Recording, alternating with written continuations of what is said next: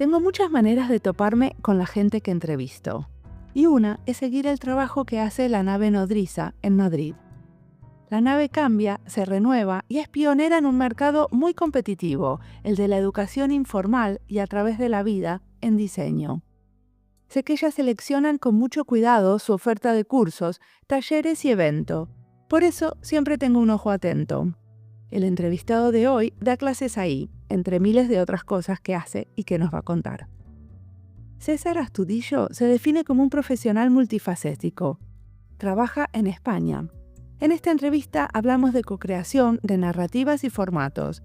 César nos contó sobre un proyecto sobre inmigración donde le dieron un giro a la comunicación política para influenciar la discusión pública. También sobre sus clases de prospectiva y de diseño de futuros a organizaciones. Mi nombre es Mariana Salgado y esto es Diseño y Diáspora.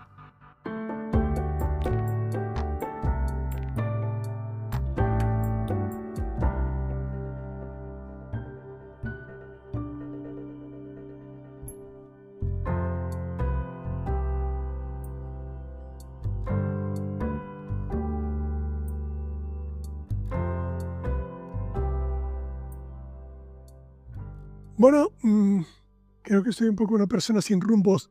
Soy un profesional multifacético. Antaño hice cosas como bandas sonoras para videojuegos, dibujé tira cómica, escribí artículos para revistas del mundo de la informática, también fui diseñador gráfico, game designer, y luego ya en 2000 me metí en el mundo de la experiencia de usuario. Luego fui directivo durante 11 años en una empresa de diseño estratégico de matriz danesa llamada Designit. Y ahora mismo me gano la vida como asesor en diseño estratégico e innovación. Y bueno, pues yo formulo mi visión como que ayudo a los líderes a tener éxito de manera responsable en un mundo en transición. Así es como contesto cuando me pregunto lo que hacen, cuando me preguntan lo que hago. ¿Me contás cómo fuiste navegando estas varias disciplinas del diseño? Yo creo que siempre, cuando era pequeño, pues creo que por influencia de mis padres, pues pensé que en una carrera de ingeniería era donde mejor estaría, pero no fue así. Trabajé bastante tiempo como desarrollador de software, pero simultáneamente yo dibujaba tiras cómicas para un semanario de informática. Además había pasado un verano haciendo de trainee en el estudio de diseño gráfico de mi hermano Javier. Estamos hablando de inicios de los 80, o sea que sin una computadora, trabajando con letraset, wash blanco, una ampliadora porque no teníamos Repromaster, yendo al laboratorio de fotocomposición, un poco diseño gráfico del artesanal, del de antes del software de diseño vectorial, ¿no? Ahí un poco con mi hermano lo que aprendí es que las sensibilidades artísticas o las habilidades artísticas que puedas tener es muy bonito cuando las contienes y las pones al servicio de un proyecto, ¿no? Y luego ya, bueno, pues creo que ese poner las sensibilidades artísticas al servicio de un proyecto, luego lo apliqué en el mundo del game design, en el mundo de los videojuegos, y luego ya cuando empecé en 2000 y me dediqué más al mundo del... Bueno, ya como desarrollador, uno de mis ámbitos favoritos había sido el de la interfaz de usuario, porque justo donde la máquina colisiona con el ser humano, ahí pasaban cosas que a mí me parecían apasionantes, aunque no fue hasta 2000 cuando adquirí un poquito pues, el conjunto de técnicas del diseño centrado en las personas, con todo lo que implica de aplicar técnicas de investigación. Y ahí fue donde entendí que cuando de forma un poquito rigurosa intentas entender el punto de vista de las personas a las cuales te dedicas tu diseño, pues que la calidad del diseño y la eficacia de lo que tú haces se dispara, ¿no? Y luego ya más adelante cuando me uní a Designit y fuimos de alguna manera experimentando un cierto corrimiento, un crecimiento en dirección a lo estratégico, que es un poco lo que yo denomino un poco personalmente el tropismo estratégico del diseño, pues ya digamos que experimentamos ese deseo de poner las habilidades y las sensibilidades del diseño al servicio de asuntos de mayor impacto dentro de las organizaciones. De alguna manera de como diseñadoras y diseñadores ser tenidos en cuenta en etapas más tempranas y por personas con más mando, con más liderazgo dentro de las organizaciones. Un poco, bueno, lo que describió Buchanan y la escalera estratégica del diseño y todo eso. Y este ha sido un poquito mi recorrido. Y decime, ¿podemos abrir un poco esto del tropismo estratégico? ¿Qué, qué quiere decir? No, a mí me resuena a tropicalismo y me siento en la playa, pero supongo que no, no debe venir de ahí. A ver, ¿qué es el tropismo estratégico? Verás, en biología y en botánica y tal, se llama tropismo a la capacidad que tienen las plantas de crecer en una dirección determinada. Es decir, las plantas no pueden caminar, no pueden desplazarse como nos desplazamos los animales, ¿no? Pero sí que tienen cierta capacidad de desplazamiento en el sentido de que pueden crecer y lo hacen en direcciones determinadas. En el sentido de que, por ejemplo, las raíces exhiben lo que llaman higrotropismo, ¿no? O sea, es decir, las raíces crecen buscando el agua, ¿no? Y mientras que las hojas y los tallos crecen exhibiendo fototropismo, crecen buscando la luz, ¿no? Entonces, a mí me parece una bonita, ese del tropismo me parece una bonita metáfora como para cómo algunas diseñadoras y diseñadores crecemos en la dirección que nos permite tener mayor impacto estratégico, lo que decía antes, ¿no? Y eso lo llamo el tropismo estratégico, ¿no? Y yo creo que las personas que experimentamos ese crecimiento direccional, yo identifico dos intereses ahí, o dos fuerzas motrices. La primera es de interés económico, o sea, el hecho de que cuando logras ser tenido en cuenta en etapas más tempranas por personas con más mando en las organizaciones, pues, por decirlo de una manera muy crematística, o sea, consigues cobrar más por lo que haces, ¿no? Porque lo que haces es más escaso, más indeterminado, no te dan un brief definido, sino que simplemente te confían un reto de negocio difuso y tú les ayudas a navegar una situación confusa y eso pues está mejor pagado.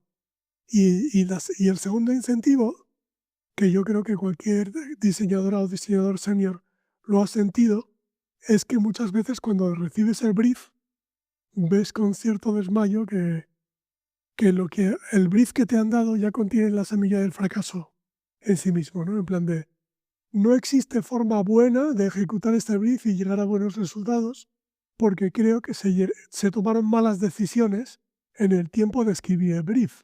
Y piensas, bueno, todos y todos sabes que respondemos a eso con un contrabrief, ¿no? Como diciendo, oye, antes de empezar a decir literalmente lo que me pediste, sentémonos juntas y pensemos en cómo puedo interpretar ese brief en términos de qué es lo que tú necesitas de verdad y cómo es que podríamos hacer cosas que no son exactamente lo que pone en el brief, pero que contribuirían de modo más eficaz a tus objetivos.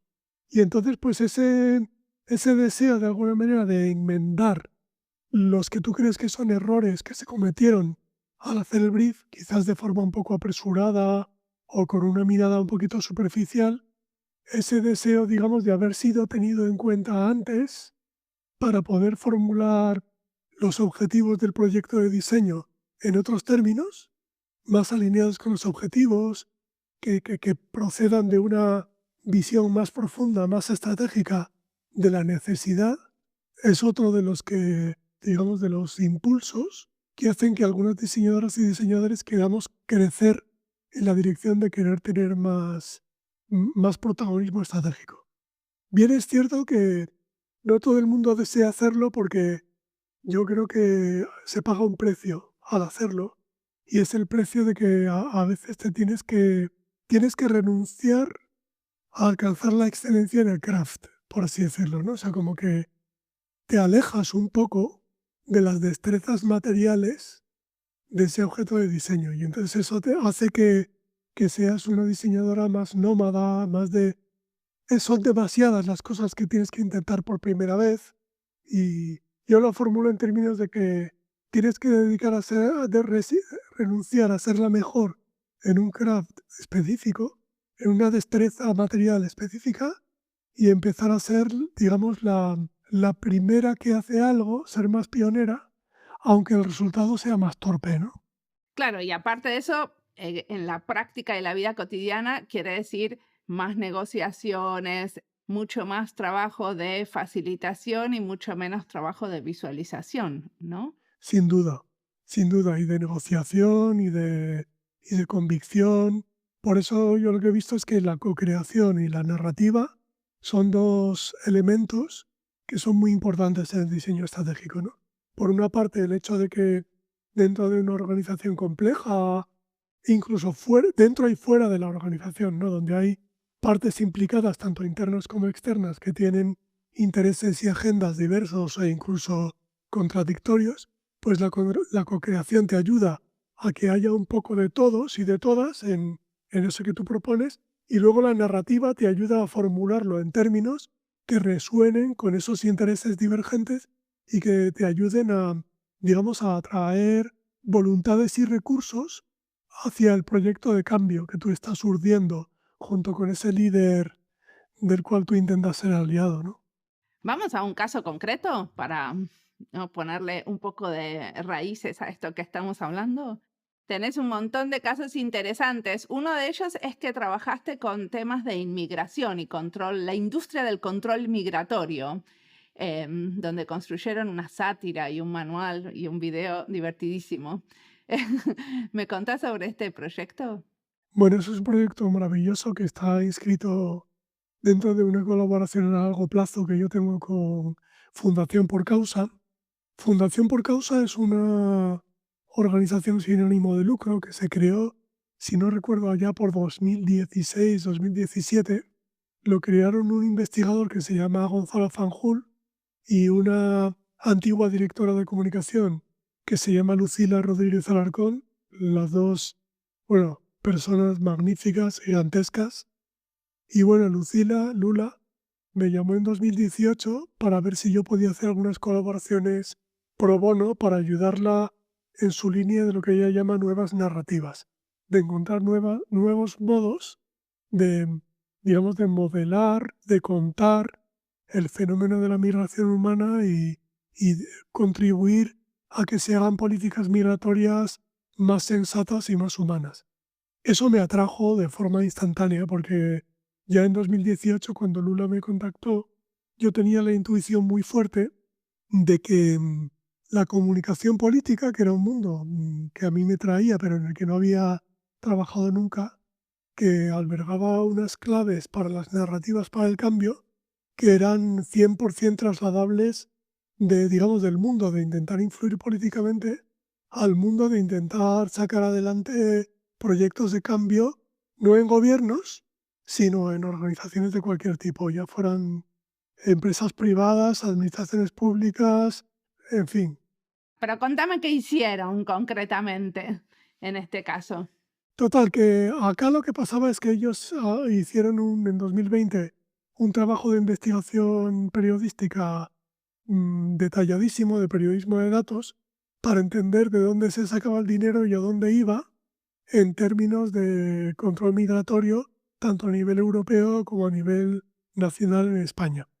Y descubrieron que, bueno, que saben que la actual política migratoria, digamos, centrada en la securitización de las fronteras, el enfocar la migración como un problema de seguridad, de la externalización de las fronteras, etcétera, no solo tiene infinidad de perdedores, como las personas migrantes y también las ciudadanas y ciudadanos de la Unión Europea, sino que tiene ganadores. Tiene una industria que se dedica a ejecutar sin fin de licitaciones en términos tanto de tecnología de control de fronteras, detección, detención, retención y deportación de las personas migrantes, comunicación, etc. Hay todo un entramado de empresas ahí que se lucra con esta política restrictiva y securitaria y además ineficaz, y que se benefician, digamos, de esa visión securitaria de la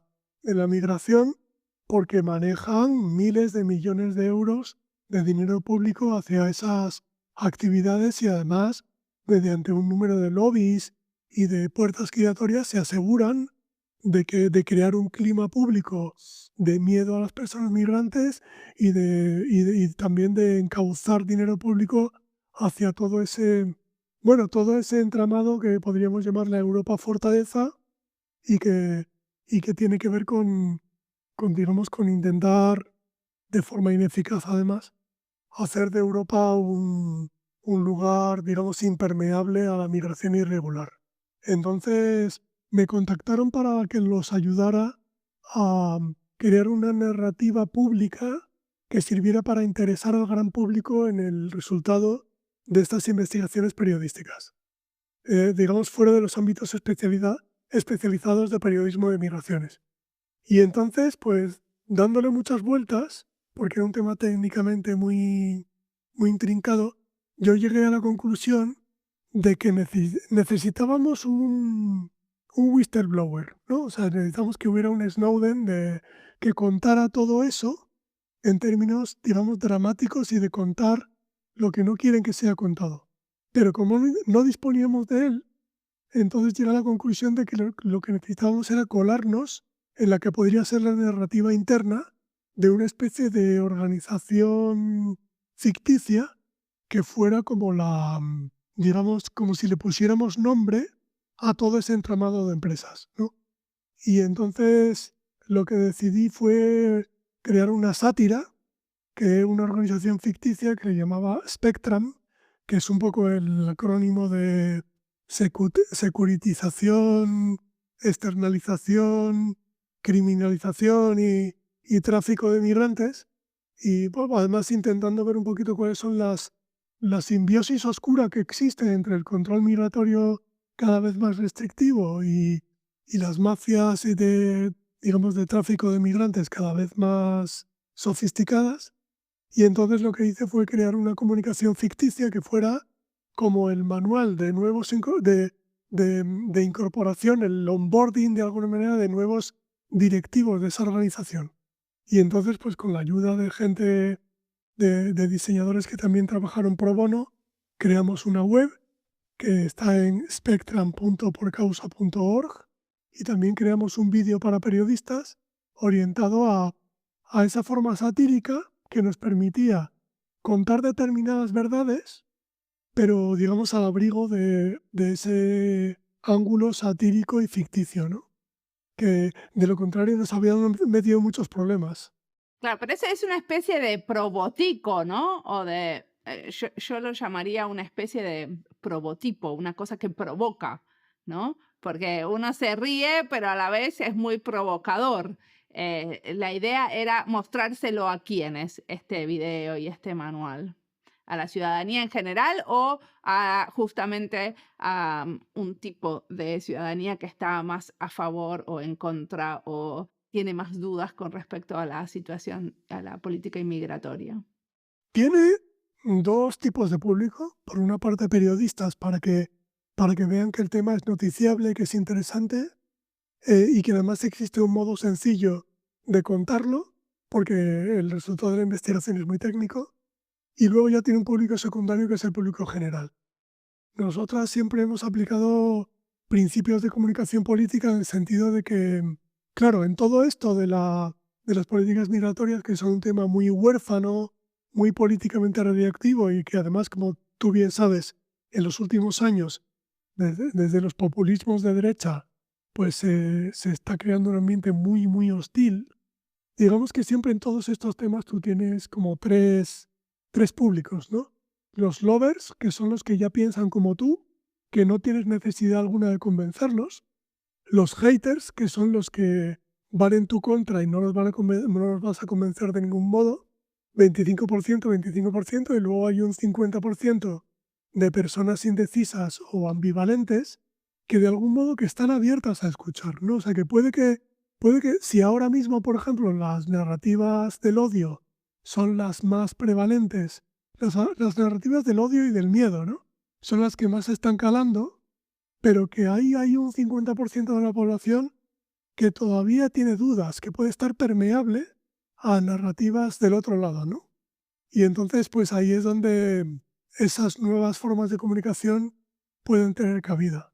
Ahí Lula Rodríguez Alarcón tiene un un marco teórico suyo que ha creado y del que se va a publicar un libro pronto, que es el de las narrativas del amor.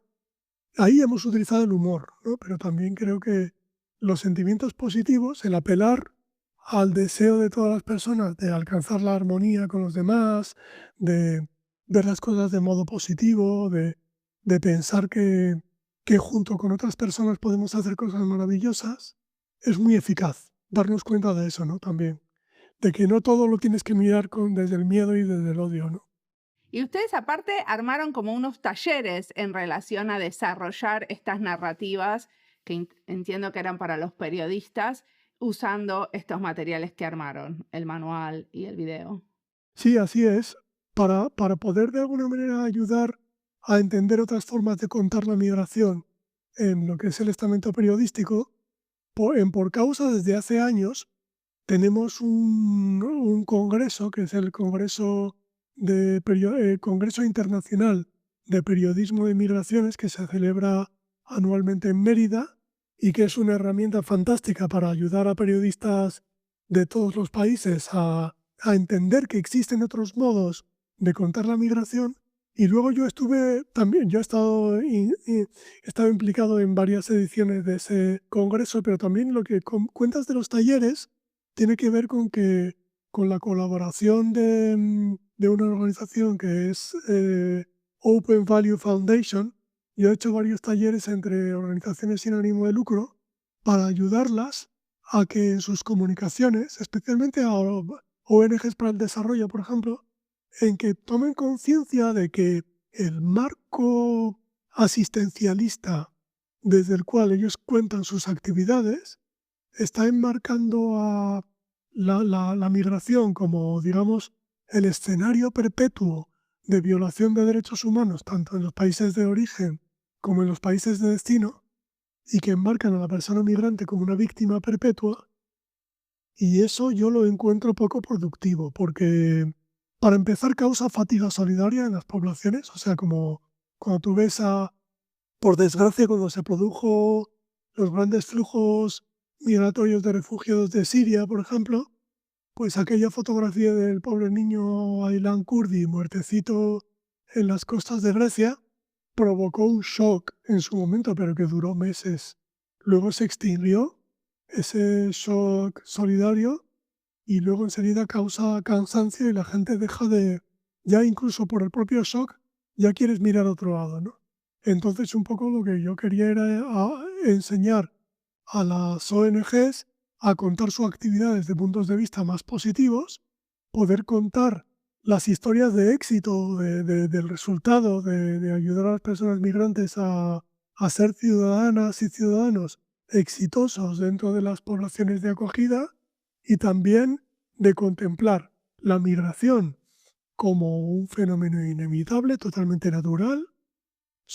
El Homo sapiens es el primate migratorio, la migración humana es bastante constante, más o menos un 3% de las personas del mundo van migrando y eso tampoco varía demasiado y entender pues que la migración es como el anticiclón de las Azores o como la corriente del Golfo, un fenómeno natural que además corrige determinados desequilibrios que bien gestionada, bien gobernada, puede tener beneficios, podemos sacar sus máximos beneficios tanto en las poblaciones de donantes como en las poblaciones de acogida, que también podemos de alguna manera administrar y paliar sus efectos adversos y que al final tenemos que ver a la persona migrante pues como una vecina, ¿no?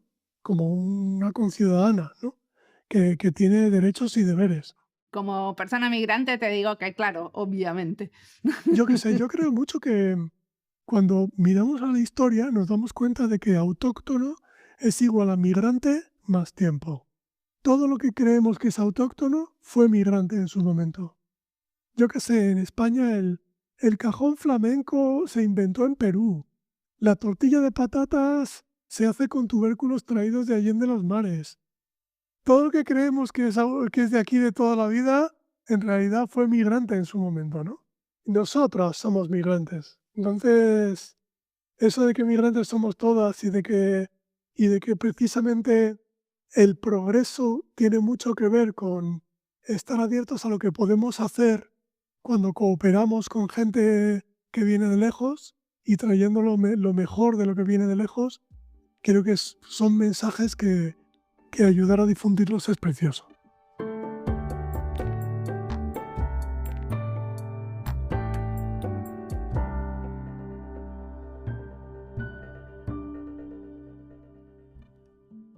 Esta entrevista es parte de las listas Inmigración, España, Diseño de Servicios, Política y Diseño, Educación en Diseño, Ciencia, Diseño Sostenible, Futuros y Diseño y Cambio Organizacional. Las listas las encuentran en nuestra página web, en la sección de recomendados, en Spotify y en YouTube. Y si estás buscando algo y no lo encontrás, siempre te puedes comunicar conmigo. Me encantó conocer el trabajo de César. Usar narrativas de ficción para influir en las políticas públicas es una idea brillante. La verdad, he visto muchos proyectos de diseño especulativo, pero la mayoría eran ejercicios académicos, teóricos y sin aplicación real. Este es un caso diferente. Que una ONG lo use como parte de una campaña le da otro peso. No se trata solo de imaginar futuros posibles, sino de usar la ficción como herramienta de incidencia, para que la gente transforme sus maneras de pensar a partir de la provocación. César nos muestra cómo el diseño de ficción puede ir más allá de lo académico. Si lo integras a una estrategia concreta, pasa de ser interesante a ser transformador. Los invito a mirar ese trabajo. Siempre los enlaces al trabajo de los entrevistados los encuentran en nuestra página web. Ahora síganos escuchando a César, que tiene mucho más para contarnos.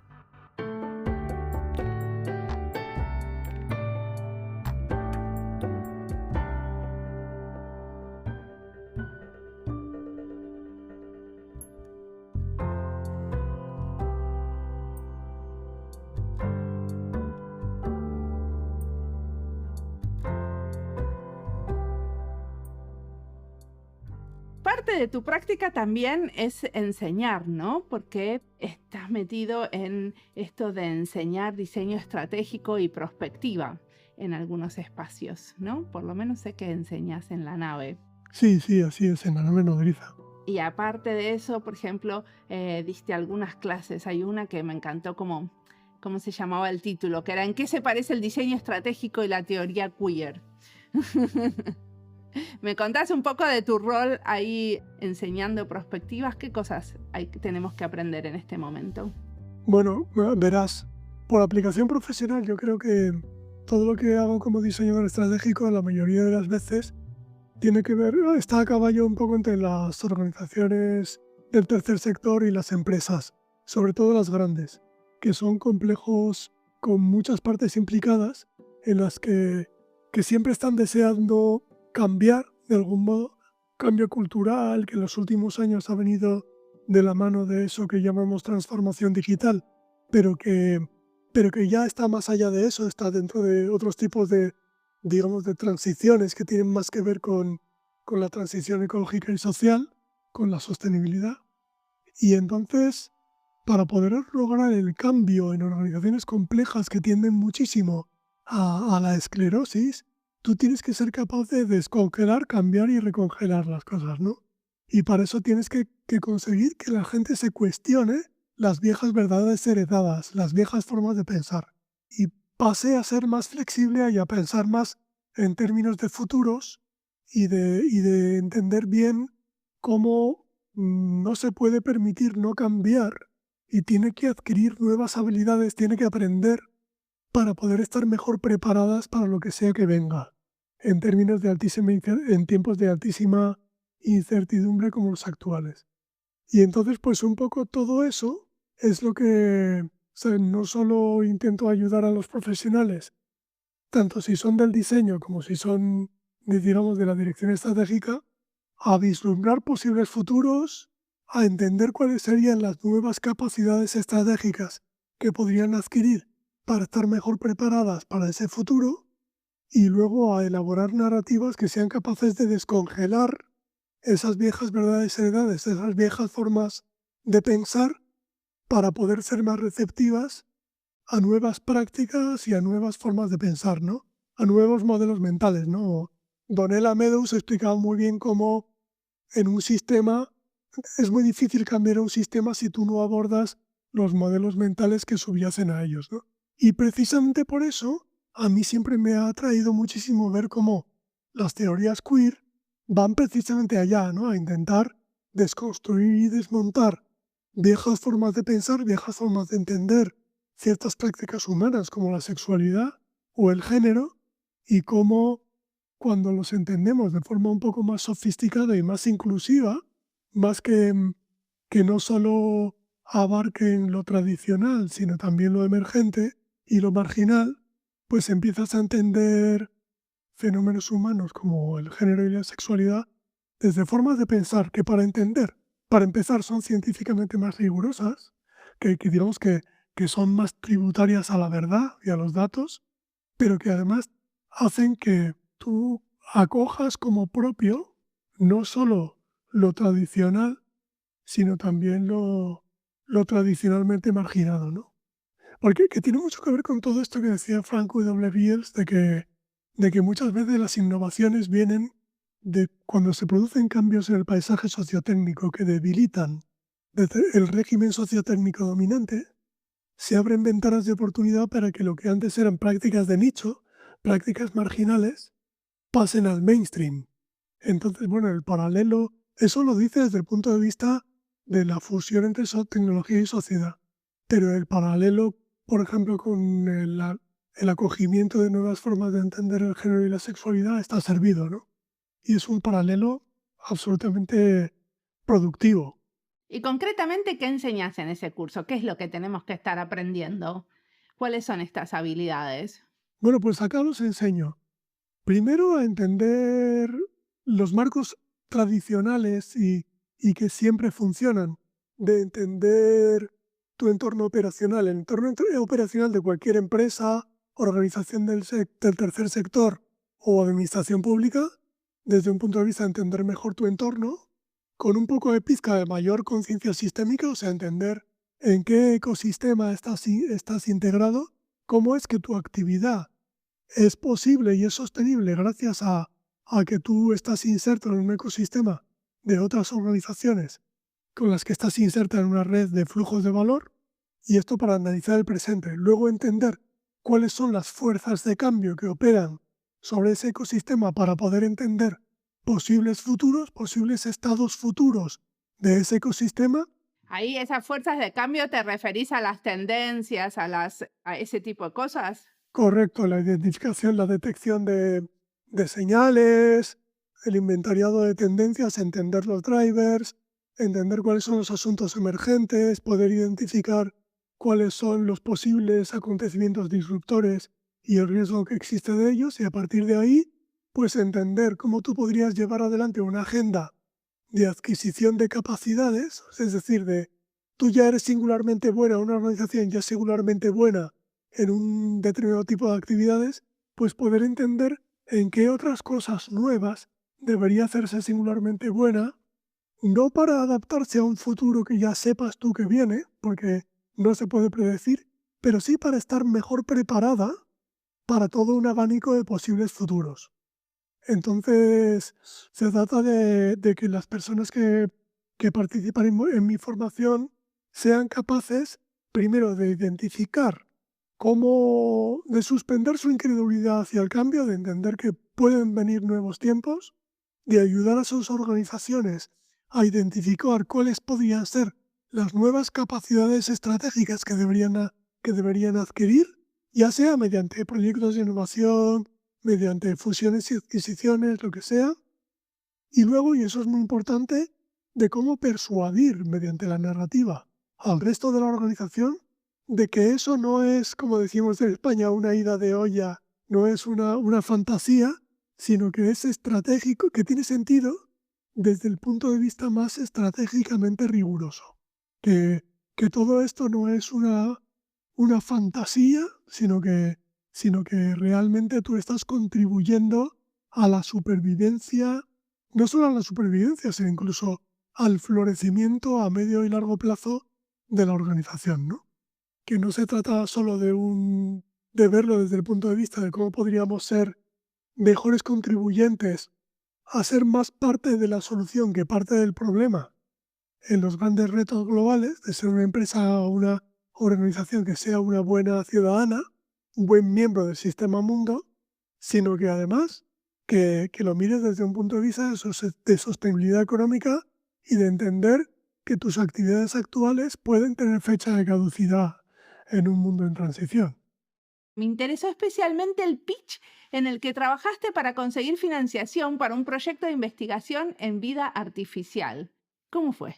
Bueno, eso ha sido un proyecto de hace pocos meses que es probablemente la cosa más rara en la que he estado involucrado desde que he empezado, ¿no?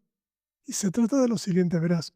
Hay un tipo que es danés que se llama Stig Rasmussen, que, bueno, es un científico multidisciplinar que lleva varias décadas trabajando en un ámbito donde confluyen varias disciplinas, la física, la química, la informática, la biología, y que es el campo de la vida artificial. Entonces él, bueno, pues es uno de los científicos más respetados de su campo. Ha trabajado muchos años en el Laboratorio Nacional de los Álamos, en el Santa Fe Institute, en la Universidad del Sur de Dinamarca. Él lleva mucho tiempo trabajando en un proyecto cuyo fin último es crear la primera protocélula, es decir, quiere crear la primera estructura físico-química creada con moléculas no pertenecientes de la vida, moléculas orgánicas, y construir la primera estructura orgánica capaz de exhibir los mismos comportamientos que exhibe la vida, en el sentido de poder, por ejemplo, exhibir metabolismo, poder, digamos, convertir la energía de la luz del sol en energía capaz de agarrar precursores del entorno y transformarlas para poder crear las piezas de sí mismo, la reproducción, del poder tener un plano de sí mismo, una especie digamos, sí, de instrucciones para crear copias de sí mismo, etcétera. Entonces esto a largo plazo podría tener unas aplicaciones increíbles, lo que podríamos llamar materiales vivos, que sean capaces de procesar la materia y la energía con tasas de eficiencia, tanto energéticas como de uso de materia, solo comparables a la de reciclado de materia, solo comparables al de los organismos vivos. Y lo que ocurre es que Sting se está viendo con graves dificultades para obtener financiación para la siguiente fase de su proyecto, porque ahora mismo estamos pasando en tiempos muy poco proclives a la investigación básica, sobre todo en campos tan extraños como este. Entonces me pidió que lo ayudara a contar el proyecto en términos que resulten atractivos para la financiación privada. Claro, entonces todo esto, el reto en primer lugar es entender tú qué es lo que quiere hacer, porque es que la complejidad es enorme. Tienes que entender lo que es un éster de picolinio y lo que es, yo qué sé, lo que es un complejo de rutenio y, bueno, cosas absolutamente abstrusas, ¿no?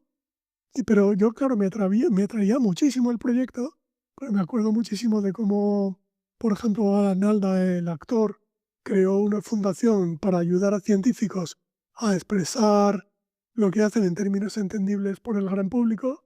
Y un poco lo que hice fue, como para lo que sí hay mucha financiación, es para la inteligencia artificial.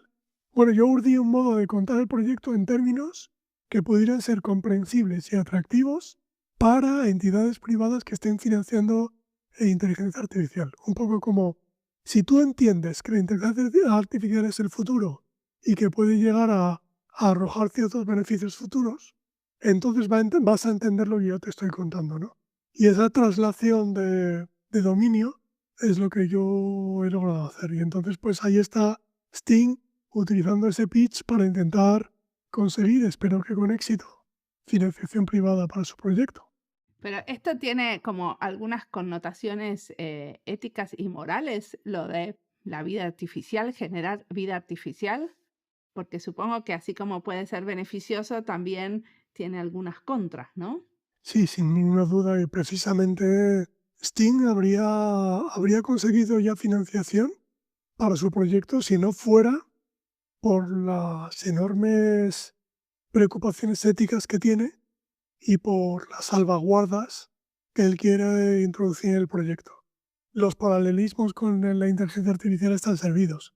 No cabe duda de que es una tecnología que hay que desarrollar con extremo cuidado y que además que hay que desarrollar para aplicaciones que sobre todo a corto plazo tienen unas aplicaciones a la economía circular importantísimas. Para poder, por ejemplo, desarrollar, imagínate, por ejemplo, revestimientos fotocatalíticos que sean capaces de secuestrar CO2 al mismo tiempo que protegen determinados materiales, revestimientos autosanadores que sean capaces de arreglar por sí mismos desperfectos, pero que además pueden utilizar desechos para transformar desechos en materiales valiosos, biosensores capaces de detectar moléculas, indicadores de tumores, por ejemplo, en sangre, en concentraciones infinitesimales, cosas así, ¿no? Entonces las aplicaciones son increíbles, pero sin duda todo hay que hacerlo, todo un nuevo campo científico que hay que desarrollarlo con unas salvaguardas éticas de primer orden, desde luego, porque ríete tú de los peligros de la inteligencia artificial cuando piensas en los peligros que podría llegar a tener que unos materiales creados por el ser humano pudieran llegar a, bueno, pues a reproducirse a sí mismos, no solo a reproducirse, sino a reproducirse exhibiendo evolución darwiniana. Es decir, que el hecho de que pueden reproducirse, pero puede haber errores aleatorios en esa reproducción que hagan que se favorezcan determinadas cepas de esos materiales que tengan mayor éxito reproductivo. Entonces, claro, las inquietudes son enormes, ¿no? De lo que puede pasar ahí. Mucho de tu trabajo como diseñador estratégico que sos es construir narrativas, ¿no? Porque en los dos proyectos grandes que nos contaste, en este y en el otro, lo que están haciendo es, bueno, armando una narrativa para un pitch o armando una narrativa para poder influir en la política pública inmigratoria. ¿Cómo ves esto de las narrativas y el diseño estratégico? Bueno, verás, yo he ido desarrollando la convicción de que, claro, cuando tú te dedicas al diseño estratégico, tienes que abandonar tus viejas definiciones de lo que es diseño porque te vas a meter en muchas cosas que parece que no lo son, ¿no? Yo recuerdo que yo tenía muchas dudas con eso. Poco antes de morir, entrevistaron a Milton Gleiser y le preguntaron qué entendía él por diseño y él dio con una definición que a mí me validó mucho, me parecía muy legitimante para hacer cosas que antaño no me habrían parecido diseño. Él decía que diseño es la introducción de la intención en los asuntos humanos, que el diseño es cualquier cosa que sirva para mover las cosas de su estado actual a un estado deseado. Entonces, es una ciencia del cambio, de algún modo, es un arte del cambio, el diseño, ¿no? Es concebir intervenciones en la realidad para poder manipular las percepciones, las cogniciones, las emociones y las conductas de determinadas personas clave para poder llevar las cosas a un estado mejor.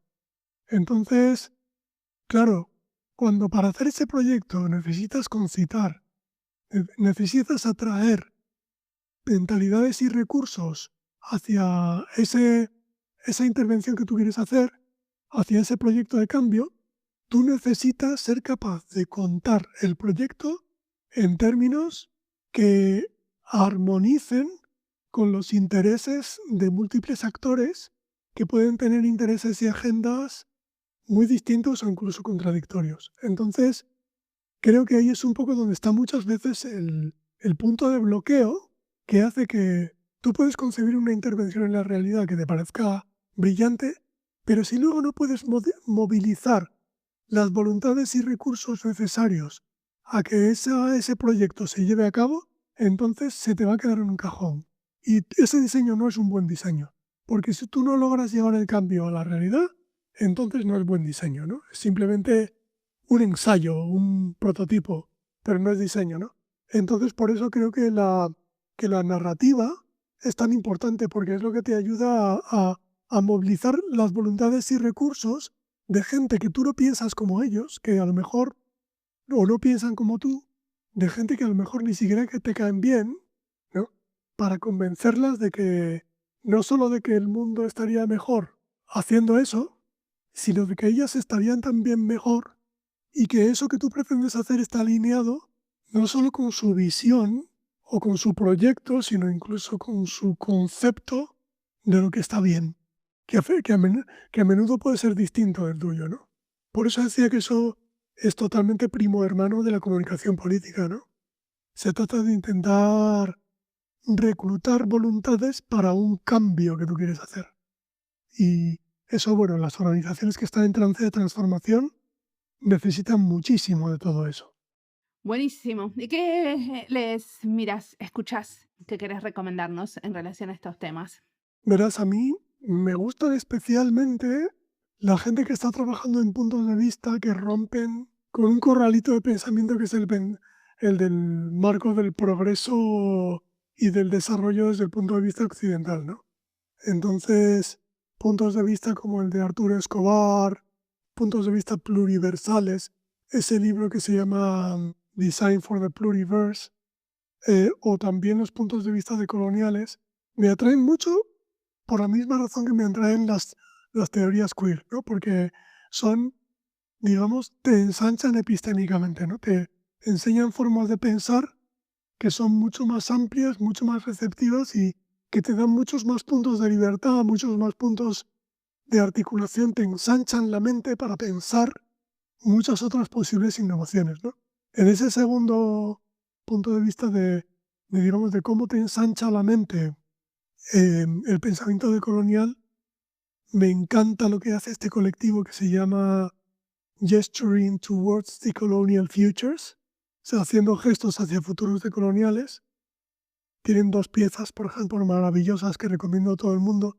Uno se llama La casa que construyó la modernidad, The House That Modernity Built, que es una pieza, una cartografía social que te hace tomar conciencia de forma muy, muy elocuente. Digamos que el marco de pensamiento utilitarista, buscando el beneficio económico, con esa visión de lo que entendemos por progreso tan restringida, tan basada exclusivamente en la aplicación, en la aplicación mercantilista de los progresos de la ciencia y la tecnología. ¿Cuáles son digamos, los efectos de primer y segundo orden no deseados que tiene, las externalidades que nos trae, y cómo podríamos emanciparnos de ese marco de pensamiento tan limitante? Y luego, en relación con eso, tienen otra pieza que hablan de que es un mazo de cartas que llaman Consentir con ternura radical, que es una maravilla, y que también inspira, digamos, a salirnos de esa jaulita, de ese corralito epistémico, que es el de la estrategia clásica, y atrevernos a pensar desde otros puntos de vista, ¿no? Y luego, bueno, pues todo lo que hacen estudios de diseño especulativo como Superflux o Changest o The Near Future Laboratory, que hacen cosas interesantísimas que, digamos, que estiran un poco los tendones especulativos, que ejercitan ese músculo especulativo y que nos enseñan a pensar que todo puede ser de otro modo, ¿no? Genial. ¿Y qué le recomendás al joven César que está empezando su carrera y quiere alinear con este pensamiento? Creo que le habría dicho que fuera un poquitín más perseverante, que terminara la primera carrera, que terminara informática o que terminara, pero luego que se permitiera ser un poco iconoclasta y de desarrollar su profesión, que no se sintiera culpable por desarrollar su profesión en direcciones que son heterodoxas, ¿no? De no seguir necesariamente las verdades heredadas y que se dejara llevar por el instinto, que siempre va a encontrar luego justificaciones científicas muy buenas en las ciencias humanas de por qué, que detrás del instinto siempre hay una razón, aunque no sea una razón que a ti te hayan enseñado, ¿no? Muchas gracias por la entrevista.